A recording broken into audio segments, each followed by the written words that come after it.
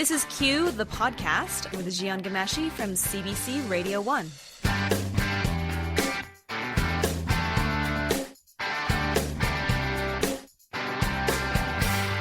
Clubs, money, attraction, sex, disses.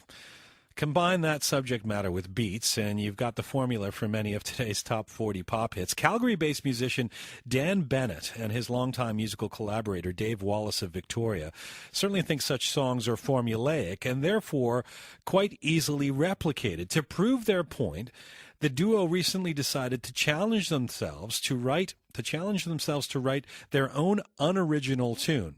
So in the vein of singers Katy Perry and Enrique Iglesias, they gave themselves a time limit of just 8 hours to write and record this song. The result is a new YouTube parody that is becoming all the rage. It's called Lights, Camera, Action. Take a listen to this.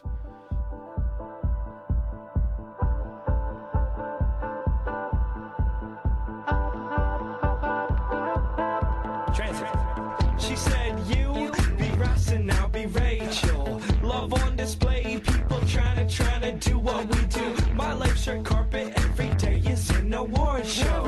She wanna spend my money, that's what it's there for. My girl eat dinner and your girl just eating supper. We get paid to go to bars and you pay cover. Cruising the alleys, rock a valley, we designer. My life's a movie and you just a one-liner. This club's a movie set and you got a decision. So are you ready? I count this is your audition.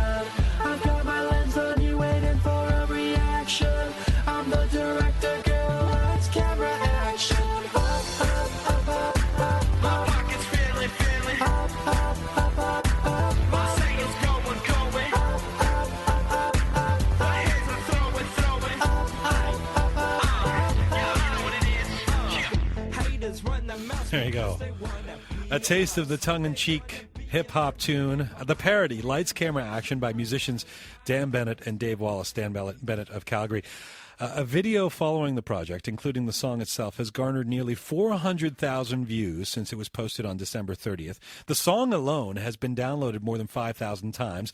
One half of the team, Dan Bennett, who's also known as the non-parody hip-hop artist Transit, joins me from our studio in Calgary, Alberta this morning. Hello, sir. Hey, how you doing? Good to have you on the show. Thanks for having me. Congrats on all the success. Why did you and Dave want to bring your 8-hour challenge to YouTube? What did you want to bring to public attention here? Well, I mean, we definitely didn't expect it to go this crazy, but we kind of just wanted to poke fun at the hip-hop that's on the radio lately, like, especially as a serious hip-hop artist, like not one of those people that Mio was talking about on that white people rapping poorly or whatever, but as a serious hip-hop artist, a lot of people approach you and they try and give you a formula. They're like, you got to have this in your song, you got to have that in your song, and after a while you just get sick of it and you decide to just prove a point. And you say you wanted to show people how easy it is to make this ubiquitous kind of music. You capture some of it in your video. Looking back at the making of Lights, Camera, Action, what are the essential elements to the sound of a hit song today? Well, you definitely need auto-tune because no one can sing anymore. So you got to have auto-tune, and then we had like a lot of heavy kick and then loud synth, and then for lyrical content, definitely just stuff about girls and references to other pop songs that are popular right now. Some of your lyrics include, she said you be Ross and I'll be Rachel. That's an allusion to Friends. And you got to be the Jamie Curtis of the dance floor. Are there certain generalizations you can make about the lyrics in top 40 pop songs today?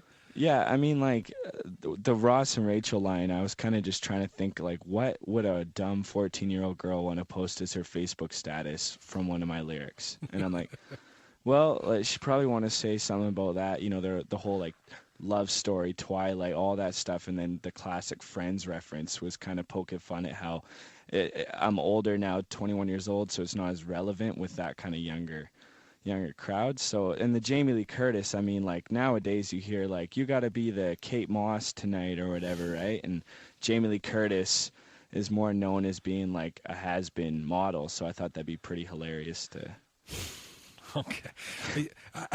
I mean, the interesting part about this is you do this as a joke to send up the the basics of what has become this sound of pop music, and the trappings of it, and then your song, which is a parody, turns out kind of believable. In fact, more than 5,000 people have downloaded the song, assuming they're downloading it because they actually like it. How did you walk the line between creating a mock song and still being realistic enough to prove your point? Well, I just kind of thought the hardest challenge was to not get too jokey. Maybe the Avatar and Jamie Lee Curtis were a little bit too unbelievable, but the main thing was to kind of just challenge one of these gangster rappers, or channel, and kind of just focus on what I would talk about if I was in that. Because really, if we just made it a parody, it would have just been like a Weird Al song, right? But we wanted it to be believable, so we kind of just had to turn our swag on, so to speak. And what's the reaction been to your song so far in the blogosphere? I mean, it's obviously getting a lot of hits on YouTube. What are people saying? I think it's just kind of sparked a whole musical discussion. Is pop music valid? Is hip-hop music valid?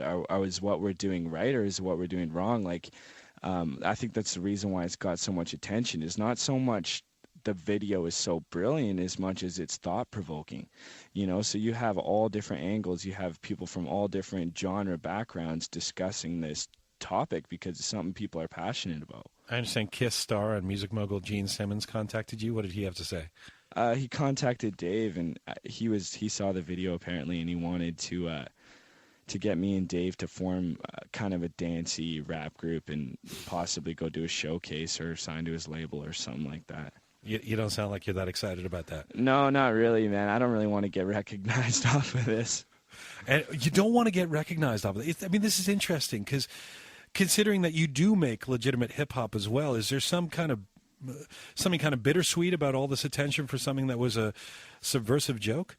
Yeah, it is a little bit bittersweet, but at the same time, you have to have a hook these days because you have to have a way to grab the listener because everyone's so overstimulated with product. Check out this band, check out this artist, and it gets old after a while. If you're on Facebook, you get millions of event invites for artists, and you're like, I don't have time to check this all out. But if you have something controversial where people are fighting on the internet and you can hide behind your username and throw in your 2 cents, then finally people are lured in. And then once they're lured in, they check out my actual music. So my actual iTunes sales and my actual other videos have started going up. They have? People are discovering what you do, which might be more of an alternative to the top 40? Yeah. They're like, I came here from the 8-hour challenge, but I actually really dig your actual music. Do you lament the where music is at these days, where popular music? What you're sending up is the sort of Katy Perry, Kesha, top of the pops kind of thing. Are you saddened by that? Are you disappointed? Are you disgusted by it? Well, it has a purpose for everything, right? You're not going to always want to come home and throw on Iron and Wine. Sometimes people just want to break, especially when you're working all day and you've been working your brain all day. Sometimes it's nice to just turn on bubblegum. That's what it is. But that being said, it has to be available in order to have a revolt. Underground hip hop is the revolt against the mainstream, which is kind of my music. But if that didn't exist, then hip hop wouldn't be as powerful, wouldn't be as much of a rebel music. So at the same time, I can wallow on how crappy pop music is, but it's necessary. If you and Dave have proven that in less than 8 hours you can make a song that even as making it as a joke hit song is obviously connecting with people, is it on some level tempted to go down this popular path and make some cash? When there's offers and stuff on the table, it is definitely something where you glance at it. But I would never. The thing is I want to have a long career. I want to have a devout following and kind of have a bunch of people who thirst for my music. And we've started to really develop that in Calgary.